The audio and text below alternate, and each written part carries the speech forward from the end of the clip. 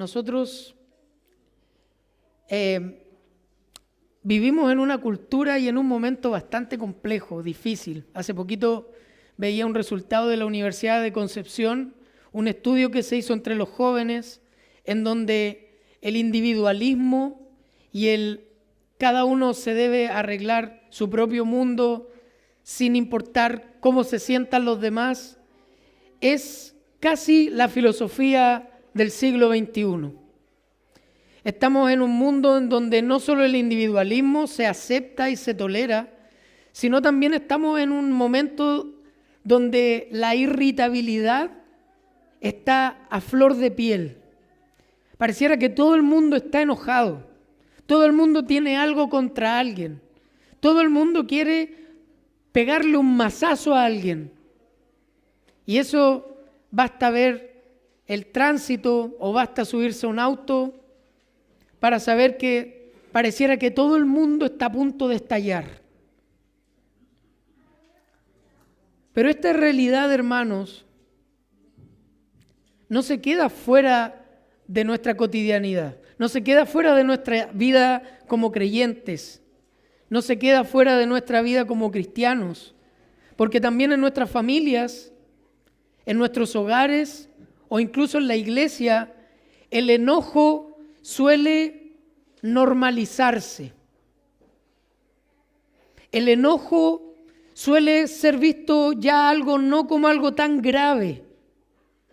El enojo está siendo parte de nuestra vida con demasiada normalidad y frecuencia. Y en la familia el enojo puede vestirse de silencio prolongado, lo que conocemos como la ley del hielo. El enojo puede esconderse detrás de palabras duras, dichas sin intención, de distancias entre padres e hijos, hermanos de sangre, pero también a veces pasa con hermanos de la fe.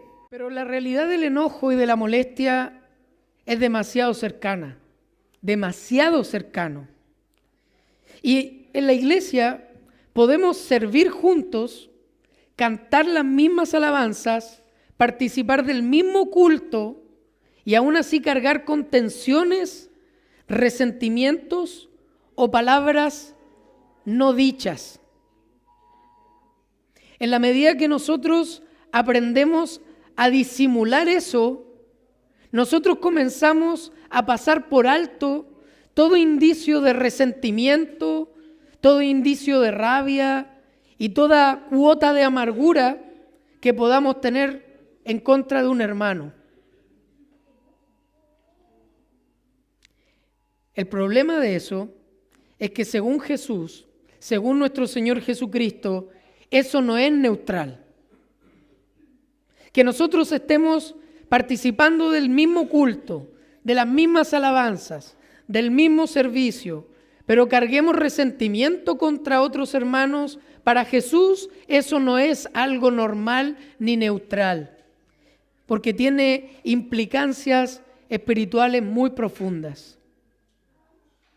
Y lo que vamos a ver hoy en nuestro texto es que Cristo, y présteme mucha atención con esto, Cristo nos confronta con una verdad que atraviesa tanto nuestra vida privada como nuestra vida comunitaria como iglesia. El enojo no tratado, el resentimiento que se aloja en el corazón y la ruptura relacional no se conforma con un estilo de obediencia y de piedad cristiana. Que nosotros tengamos este tipo de relaciones de enojo, de rabia, de resentimiento entre nosotros, no se corresponde con la piedad que Jesús nos exige. Pero lo interesante de esto es que Jesús no se conforma con que en la apariencia esté todo bien, que en la apariencia no haya ningún asesinato, que en la apariencia no haya ningún tipo de agresión. Jesús no se conforma con eso, sino que Él demanda que este tipo de obediencia provenga de nuestro corazón. Y este pasaje entonces nos invita a examinar no solo cómo estamos adorando, sino cómo nos relacionamos. Porque en el reino de Dios, la justicia verdadera se expresa tanto en lo que hacemos para Dios como en la manera en que resolvemos nuestros conflictos. Por lo tanto, la idea principal de este sermón, querido hermano, querida hermana, no normalices tu enojo. No normalices tu enojo y busca con urgencia la reconciliación con otros. No normalices tu enojo y busca con urgencia la reconciliación con otros. Y el título del sermón: no normalices tu enojo. ¿Amén? ¿Están conmigo? ¿Sí? Amén. Entonces, con la ayuda del Señor vamos a nuestro primer encabezado, que le puse por título: de lo externo a lo interno. De lo externo hacia lo interno. Como recordarán, la semana pasada nuestro pastor Tomás nos expuso comenzamos con el cuerpo principal del sermón, con la primera parte del cuerpo central del Sermón del Monte, y allí nuestro pastor Tomás nos predicó sobre la enseñanza de Cristo hacia la ley, lo que Cristo enseñó de la ley. Y una de las cosas que a mí más me llamó la atención y que me hizo aprender muchísimo es que Jesús, dice el texto, que no vino a abogar la ley, no vino a romper la ley, ni a anular la ley, sino que vino a cumplir la ley. Y nuestro pastor nos enseñó que vino a cumplir la ley por lo menos en 3 aspectos. El primero, que Él vino a darle la interpretación correcta a la ley. Segundo, que Él enseñó correctamente la ley. Y tercero, que Él en su propia vida obedeció perfectamente esa ley. Jesús vino a darle el verdadero sentido a la ley de Dios, y el verdadero sentido del cumplimiento de la ley. Cristo nos enseña que no tiene ningún valor tener una vida de obediencia externa de la ley sin una obediencia interna de la ley. Eso ya lo comenzamos a introducir la semana pasada, pero Cristo nos va a dar al menos 5 ejemplos de lo que Él está tratando de decir. Jesús está diciendo, hermanos, y le está diciendo a los discípulos y también le está diciendo a los fariseos, el estándar de Dios no se conforma con una simple obediencia externa del mandato. Lo que Dios requiere de sus hijos, lo que Dios requiere de sus ciudadanos, de su precioso pueblo, es que vaya esa obediencia externa acompañada de un corazón correcto, de un corazón que obedece y ama el mandamiento.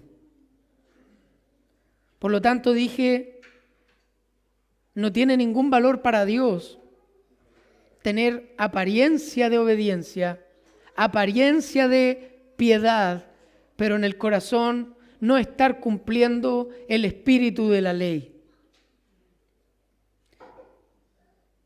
Y Cristo va a hablar sobre el asesinato y el enojo como 2 caras de una misma moneda. Va a hablar también del adulterio físico con el adulterio de corazón. Va a hablar del juramento y con su contraparte de la misma moneda, de la integridad de las palabras. Y va a terminar hablando de la venganza en contraposición a su mandamiento, a su interpretación correcta de la ley, de amar a nuestros enemigos. Pero hoy nos corresponde entonces hablar sobre lo que Cristo enseñó e interpretó y aplicó del 6º mandamiento, que es: no matarás. Dato curioso, junto con Jesús lloró, es el versículo más corto de la Biblia. En Mateo capítulo 25 entonces, versículo 21, Jesús comienza diciendo: ustedes han oído que se dijo a los antepasados, no matarás, y cualquiera que cometa homicidio será culpable ante la corte. Y aquí viene lo interesante. Pero yo les digo que todo aquel que se enoja, y en la Nueva Biblia de las Américas dice, todo aquel que esté enojado con su hermano será culpable ante la corte. Lo primero que vamos a destacar entonces es que Jesús, y esto nos tiene que quedar muy claro, Jesús no está cuestionando el mandamiento dado por Dios al pueblo de Israel. Jesús no está cuestionando la veracidad del sexto mandamiento. Jesús le está dando el verdadero sentido a lo que Dios estableció en el sexto mandamiento. Eso ya lo vimos con nuestro pastor Tomás, pero solo para reforzar, Jesús no está cuestionando los 10 mandamientos ni la ley moral de Dios. Jesús le está dando su verdadero sentido. ¿Por qué? Porque los fariseos venían de una tradición y el pueblo de Israel venía de una tradición donde el mandamiento no matarás se redujo al hecho explícito de matar a una persona. Y yo creo que cualquiera de nosotros que lee este texto o que lee ese mandamiento, lo primero y lo más obvio es que si el mandamiento dice no matarás, nos quedamos con eso. Esa es quizás la primera lectura del mandamiento. Pero nuestro Señor Jesús, al ser mucho más sabio y al ser mucho más profundo que nosotros en darle sentido a su ley, Jesús quiere corregir esa tradición que reducía, recuerden, reducía el mandamiento al mero hecho de quitarle la vida a una persona. Que eso ya es grave, ¿verdad? El Antiguo Testamento de 1000 maneras condenó, y la ley moral de Dios condena el asesinato. Condena quitarle la vida a una persona injustamente o con alevosía. Y esto es un tema de discusión, porque podríamos estar hablando de que la Biblia no prohíbe necesariamente matar a otro en ciertos contextos, como la guerra, y si queremos entrar en polémica con la pena de muerte o incluso con la defensa personal. Pero como ese no es el tema de este sermón, solamente cumplo con mencionarlo. Pero lo que sí la Biblia condena es el asesinato, es el homicidio, es quitarle la vida a una persona injustamente. Pero Jesús dice, hay mucho más que eso en este mandamiento. El mandamiento es mucho más profundo que simplemente no matar. Y Jesús dice, con su autoridad mesiánica, con la autoridad del Hijo de Dios, con la autoridad del Salvador, con la autoridad del verdadero profeta que interpreta correctamente la ley, y con la autoridad del verdadero sacerdote que enseña correctamente la ley, Jesús dice, acá hay un problema. Porque han reducido mi justicia a una justicia superficial, a una justicia externa. Pero yo les digo que hay un asesinato invisible, hay un asesinato que no se ve, hay un asesinato que no requiere ni de pistolas, ni de cuchillo, ni de bombas, ni de ningún otro artefacto.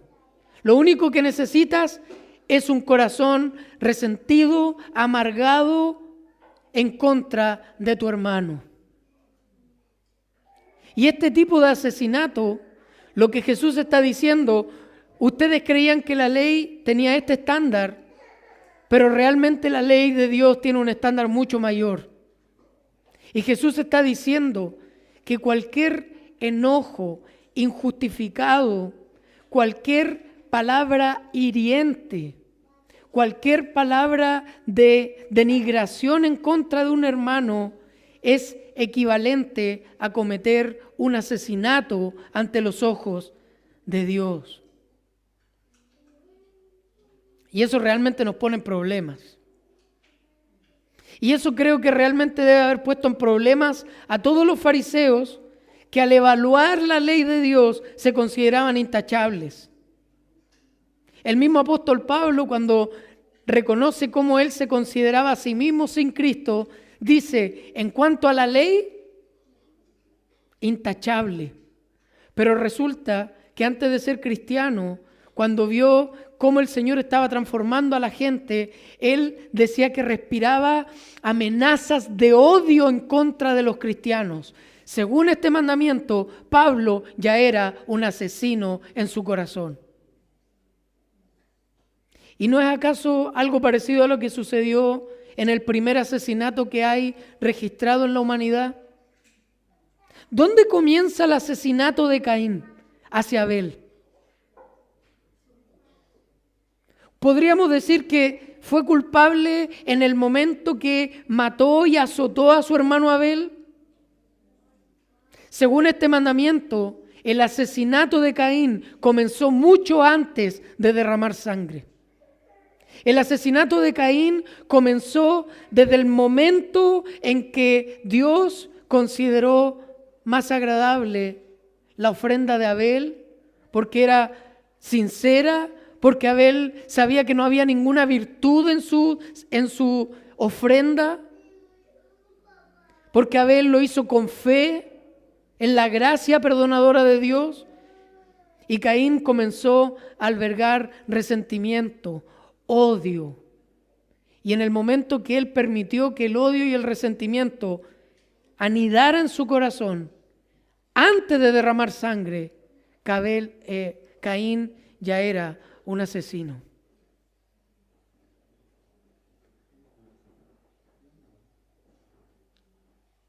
Por lo que esto debe haber confrontado profundamente a los religiosos de su época, porque creo yo, espero no estar equivocado, no existe una sola persona en la faz de la tierra que jamás se haya enojado con otra persona.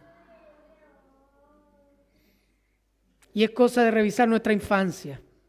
Cuando peleábamos con nuestros amigos, cuando éramos capaces de agarrarnos a combo con nuestros primos, con nuestros compañeros de colegio, cuando si no tuvieron una crianza piadosa, salían barbaridades de nuestra boca hacia nuestros padres, amigos, vecinos, porque había odio en nuestro corazón.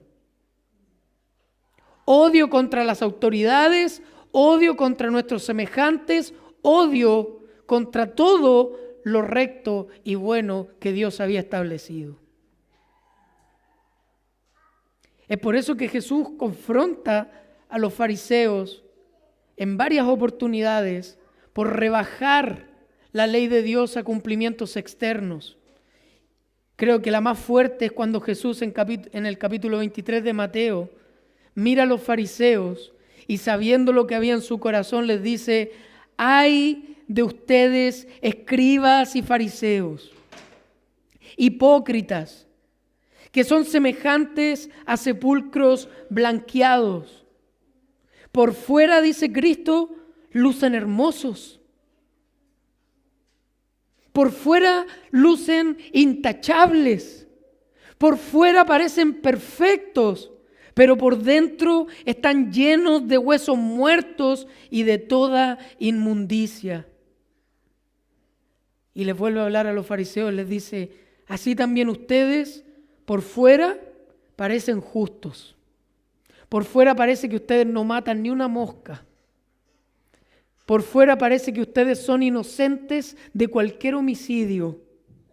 Pero por dentro están llenos de hipocresía y de iniquidad.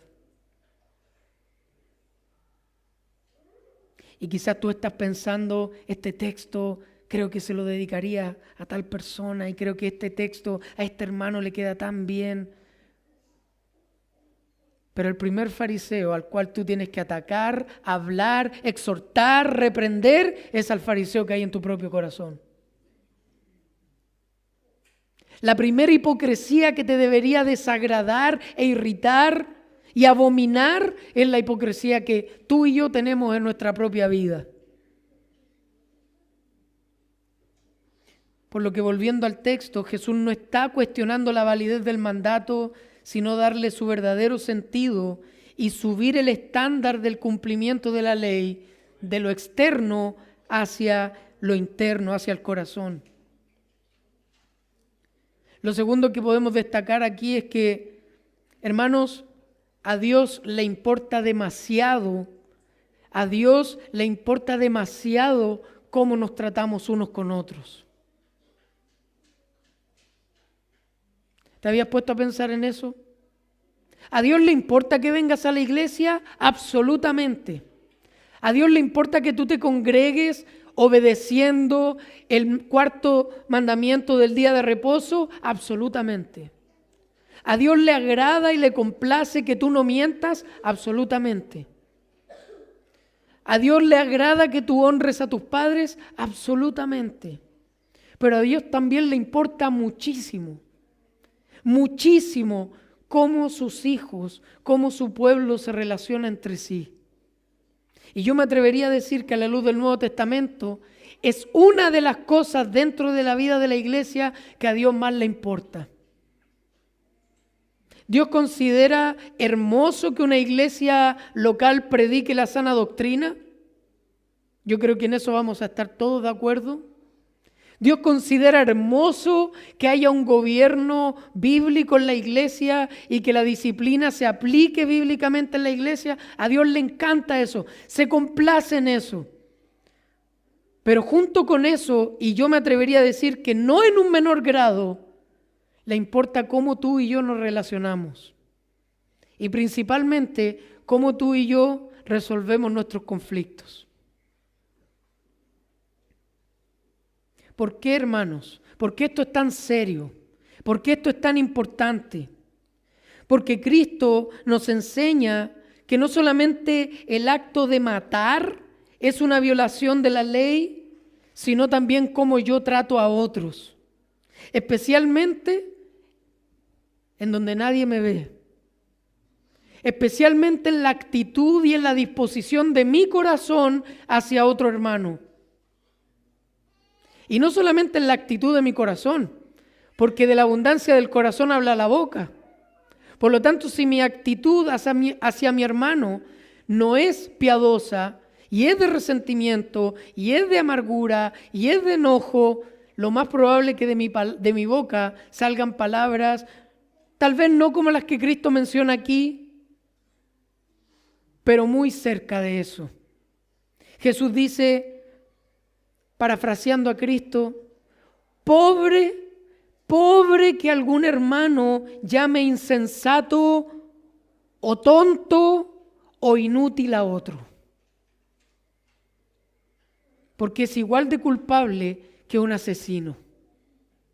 Pobre, dice Cristo, que alguien le llame idiota, estúpido a otro hermano o a otra hermana. ¿Y sabes qué es lo más complejo y lo más serio? Que no necesitas decirlo para ser hallado culpable. No necesitas materializarlo porque en nuestras sociedades donde tratamos de caerle bien a todo el mundo, es muy difícil que alguien se trate así dentro de la iglesia. Es muy difícil porque somos políticamente correctos, porque tratamos de mantener una imagen, pero de nuevo, Dios no está mirando eso. Dios no está mirando si somos políticamente correctos para tratarnos. Dios está mirando cuál es la actitud y la disposición en nuestro corazón hacia nuestros hermanos. Y eso es a lo que a Dios le importa. Y eso es donde Dios tiene su ojo. En lo que yo, Mauricio Gatica, pienso de mis hermanos.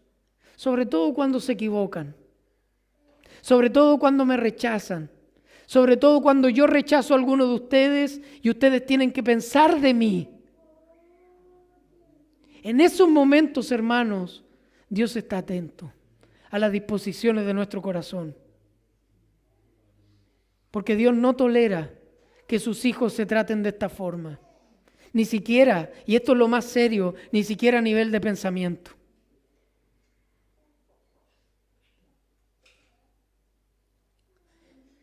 Nuestro enojo injustificado, nuestro desprecio en el corazón, nuestro referirnos de una manera violenta de otros, incluso hablar mal de otros hermanos, puede llegar a ser considerado como asesinato ante los ojos de Dios.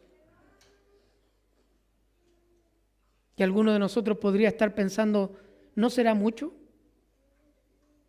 Después de todo, todos pensamos mal de otros. Hermanos, estas palabras no fueron dichas por un pastor, no fueron dichas por un hombre común. Estas palabras que estamos exponiendo fueron dichas por nuestro propio Señor Jesucristo. Y si Él establece que el enojo contra un hermano es equivalente a un asesinato, eso es verdadero, eso es serio y debería hacernos temer y examinar nuestro corazón. Por lo tanto, ¿cómo vas a interpretar tú el sexto mandamiento? ¿Quieres tener una interpretación privada? ¿Quieres tú darle tu propio sentido al mandamiento para justificar quizás que tu enojo hacia el otro hermano no es tan grave? ¿Cómo lo vas a interpretar? La palabra de Dios dice que ninguna interpretación es de índole privada. Yo no puedo interpretar los textos a mi manera. Y hermanos, créanme que cada uno de nosotros debe luchar con eso. De no tomar el mandamiento y ponerle parches y borrarle algunas palabras para que nuestro pecado no parezca tan grave. ¿Cómo vas a interpretar el mandamiento? ¿Vas a tomar la enseñanza de los religiosos y contentarte con cumplirla de manera externa? ¿O vas a tomar en serio las palabras de Cristo y considerar el enojo y el mal a otros como un asesinato ante Dios? Amados, no normalicemos el enojo. No normalicemos nuestras malas reacciones. No normalicemos cuando respondemos mal ante la solicitud de nuestra esposa, de nuestro esposo.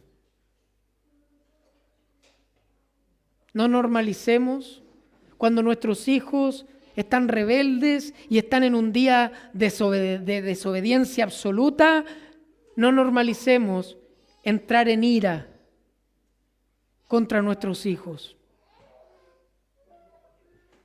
No normalicemos el enojo, hermanos. Porque detrás de cada enojo no tratado, detrás de cada enojo no arrepentido, detrás de cada enojo no confesado, se esconde un potencial asesino. Y eso es grave delante de Dios. Muy grave delante de Dios. Otra aplicación. Hermanos, no fomentemos el odio unos con otros. Por favor, cuando alguno de nosotros caiga, cuando alguno de nosotros peque, cuando alguno de nosotros falle y quizás en algo no tan grave, no fomentemos el odio hablando mal de otros hermanos. No fomentemos el odio en nuestras relaciones, siendo indiferentes. No fomentemos el odio, hermanos, en nuestra comunidad cristiana. En cambio, seamos pacificadores. Seamos de los que buscan la solución. Seamos de los que frena el chisme, frena la murmuración y estimula y anima la armonía entre creyentes. Hermanos, matemos al asesino que hay en nuestro corazón y seamos pacificadores. No matemos a nuestros hermanos diciendo malas palabras, pensando malas cosas de ellos. Y hasta este punto, hermanos, alguien podría decir, ¿qué puedo hacer? ¿Qué puedo hacer si veo en mi propio corazón que esta realidad es mi realidad? Que yo me puedo enojar, que yo me he enojado esta semana, este mes, este año he tenido arranques de enojo con mi esposa, con mi esposo, con mis hermanos, hijos. ¿Cómo puedo lidiar con esto? ¿Qué puedo hacer para frenar esta maldad que hay en mi corazón? Esto nos lleva a nuestro segundo y último encabezado entonces. El primer encabezado dijimos de lo externo hacia lo interno. Cristo condena el enojo y el odio en nuestro corazón, pero también sabemos que por naturaleza somos pecaminosos, somos pecadores, tenemos una tendencia al enojo. Y hermanos, también hay que considerar esto. Hay personas que a lo mejor su área más débil y su tentación más frecuente tiene que ver con el enojo, con la ira, con la rabia. Hay otras personas que a lo mejor luchan con otros mandamientos de una manera más fuerte, como el hecho de no mentir, de no codiciar, de no adulterar en el corazón. Pero a lo mejor eres una de las personas que su tentación más cercana o tu lucha más feroz contra ti mismo es el área del enojo, de la ira.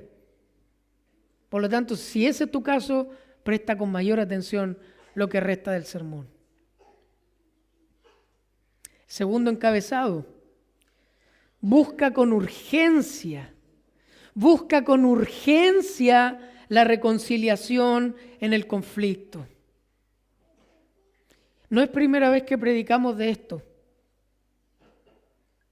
No es primera vez que sale de este púlpito, hermanos, seamos diligentes en reconciliarnos. Pero la palabra de Dios hace mucho énfasis en eso. Cristo hace mucho énfasis en eso. Pablo, el apóstol Juan, por lo tanto nosotros también tenemos que hacer énfasis en eso. Versículo 23.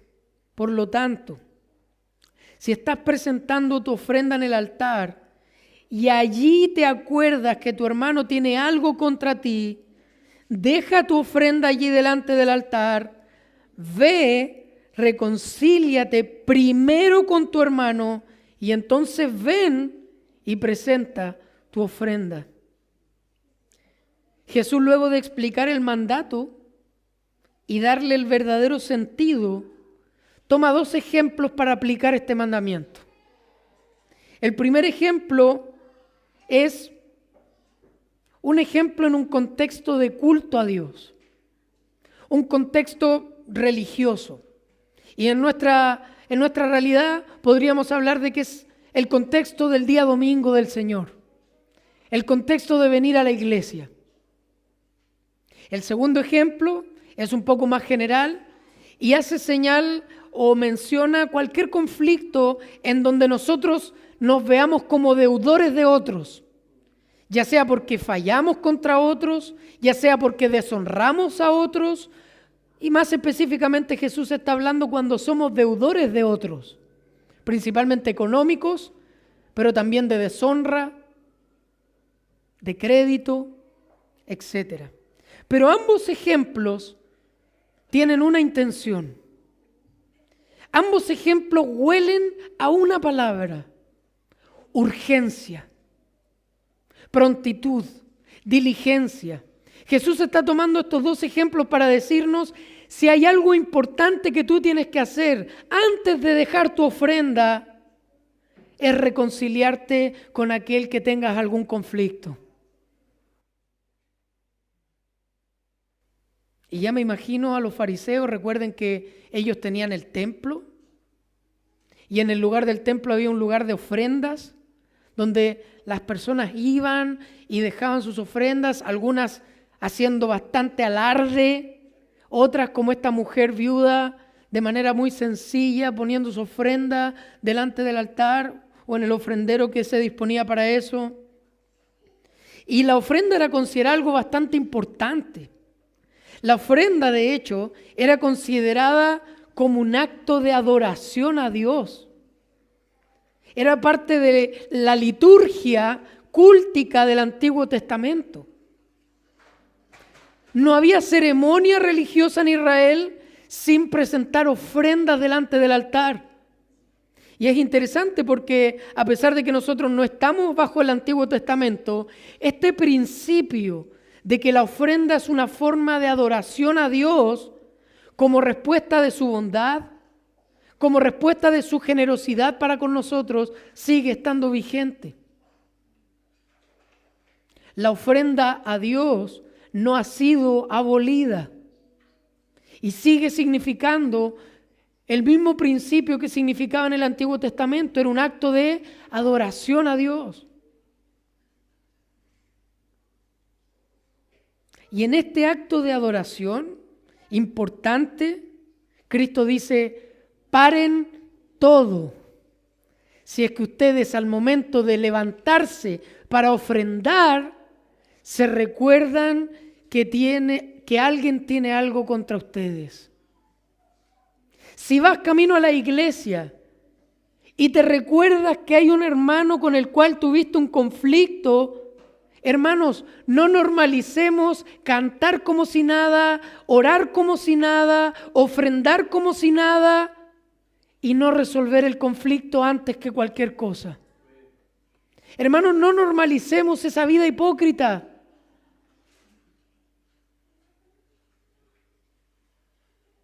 Y es lamentable escuchar a veces de iglesias, y esperamos en el Señor no llegar a eso jamás, dentro de la iglesia lleno de rivalidades, lleno desde los líderes hasta el que viene recién llegando, están todos peleados. Nadie resuelve nada, pero allí estamos todos cantando y alabando al Señor. Paz, paz, cuán dulce paz. Hermanos, no normalicemos ese tipo de prácticas. Jesús dice, antes que el acto externo de adoración, antes que el acto externo de la ofrenda, revisa si no hay algún tema que tienes que resolver. Y es interesante que quizás no es tan políticamente correcto a lo mejor no ofrendar, porque lo más lógico sería, bueno, ofrendo igual, ¿cierto? Total, nadie sabe de mi conflicto y quizás más adelante lo puedo resolver, pero con todo mi corazón voy a ofrendar, voy a cantar. Pero Cristo dice, espera, para. Es mejor que te abstengas, porque hay una situación grave. Es mejor que te abstengas de mostrar tu piedad ofrendando delante del altar y no resolver ese conflicto que podría terminar en una relación rota con tu hermano, que podría terminar en discusiones, en asesinatos mutuos en el corazón. No es cualquier cosa. Por lo tanto, igual nosotros deberíamos acostumbrarnos a resolver nuestros conflictos antes de que comience el culto. ¿Les parece un buen desafío para el 2026? Que si tenemos conflictos unos con otros, estemos ya todo el camino de venida al culto, ojalá antes, sábado, viernes, jueves, pero si no alcanzaste por alguna razón el domingo, antes que comience el culto, hermano, hermana, ¿me daría 5 minutos? Y aquí es muy interesante esto, porque esto aplica tanto para el que es consciente de que ofendió. Por ejemplo, una vez, lamentablemente pequé en esto, ofendí a un hermano, me lo hicieron ver y mi responsabilidad era arreglarme con ese hermano antes del culto. Esto fue un martes o un miércoles y ahí estuve luchando algunos días antes de acercarme y pedir perdón. Pero no podemos normalizar, dejarlo para después, dejarlo para mañana. Hermanos, esto no es una práctica de los hijos de Dios. Por lo tanto, de verdad que los quiero animar y desafiar. Si llegamos a tener un problema o alguno de ustedes tiene un problema con otro, antes del domingo idealmente, pero si no alcanzaron, antes de que comience la oración incluso, traten de reconciliarse. Tratemos de reconciliarnos antes. tanto si tú fuiste el que ofendió, como si tú fuiste el ofendido. Porque aquí podemos caer en este tema de pelear. ¿Quién da el primer paso? No, pero es que yo no ofendí. Yo no le hice nada. Sí, pero tu hermano se sintió. Sí, pero tu hermano se dolió. Bueno, pero es que eso es problema de él. ¿Cómo va a ser tan sensible? Es problema tuyo también cuidar su corazón.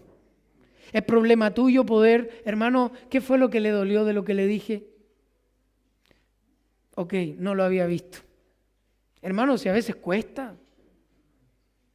Lo natural no es esto, pero esto es lo espiritual. Esto es lo que Dios demanda de su pueblo.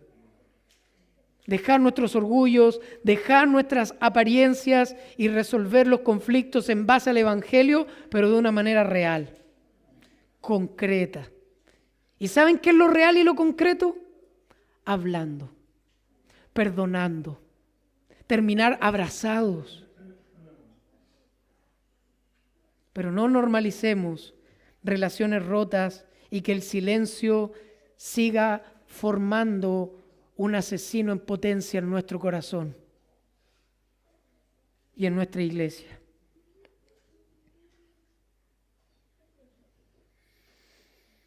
Primera de Juan capítulo 4 versículo 20 dice: si alguien dice yo amo a Dios, pero aborrece a su hermano, ahora no solo es un asesino, según la Biblia dice, es un mentiroso.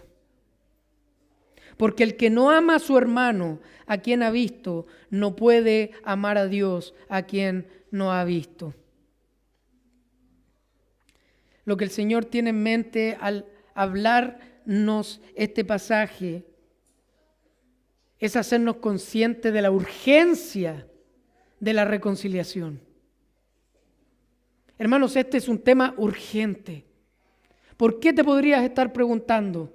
Lo más mínimo es que hayan dos hermanos dentro de la iglesia que ni siquiera se hablen. Eso es lo más simple, pero ya es grave. Lo más complejo es que ese conflicto termine escalando y estos hermanos comienzan a ser partidarios a otros de este enojo y lamentablemente por no reconciliar las cosas a tiempo pueden haber divisiones, conflictos y daños dentro de la iglesia. Y Cristo dice, yo no quiero que eso pase en mi iglesia. ¿Y la solución? Si te acuerdas que alguien tiene un problema contra ti, ve y anda. Déjalo externo un rato ahí. Déjalo, si eso lo vas a hacer igual, lo vas a cumplir igual, pero esto es grave. Esto es importante y necesitas reconciliarte. Necesitas remediarlo.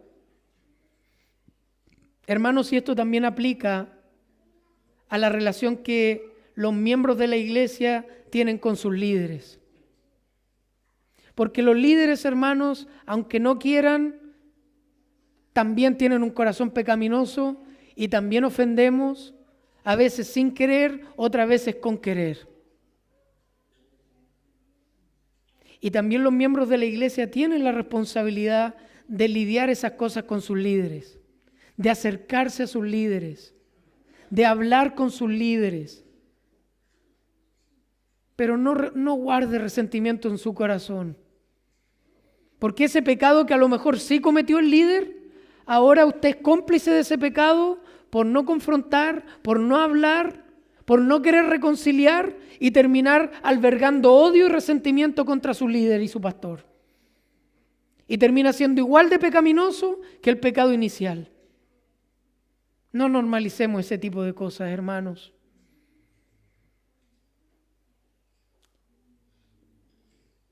Por lo tanto, la negligencia o la pasividad nos puede costar muy caro, hermanos. Muy caro. ¿Ustedes saben cuántos matrimonios se rompen por no lidiar con el enojo que se tiene uno contra otro?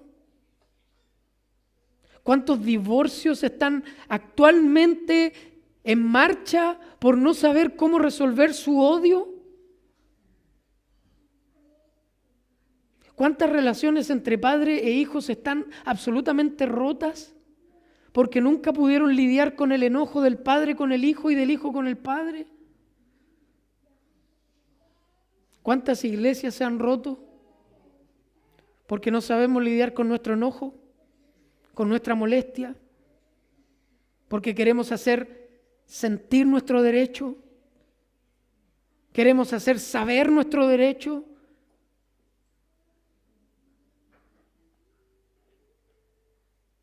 Por lo tanto, necesitamos tomar conciencia de esto y no normalizar nuestro enojo.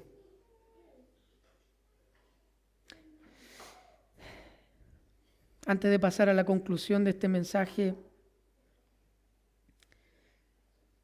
ayudémonos a no ser una iglesia hipócrita. Ayúdenme a mí a no ser un cristiano hipócrita, que puedo venir a la iglesia, cantar las alabanzas, pararme en este púlpito, cantar allí, o cualquiera de ustedes servir en la iglesia y con un corazón lleno de amargura y resentimiento unos con otros.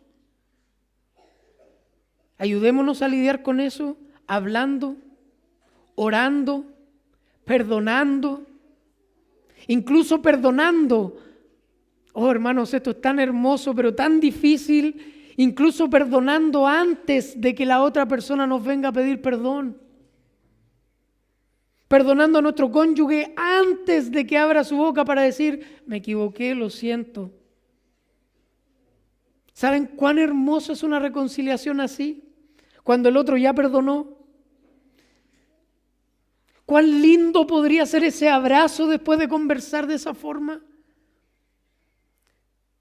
Ayudémonos a vivir ese tipo de relaciones, tanto en casa como en la iglesia.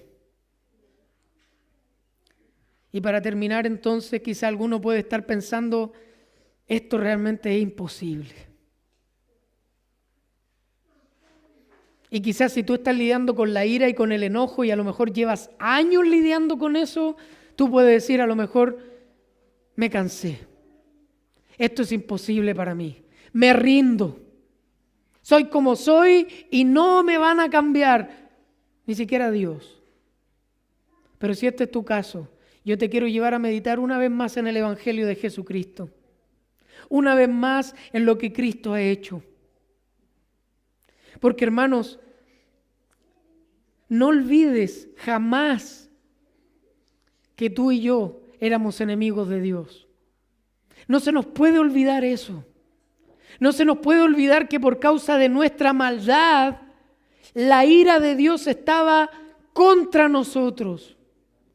No podemos olvidar que nosotros, hermanos, y aunque muchos no lo queramos aceptar, antes de Cristo nosotros odiábamos a Dios, odiábamos su ley, odiábamos su santidad, porque vivíamos como a nosotros se nos placía.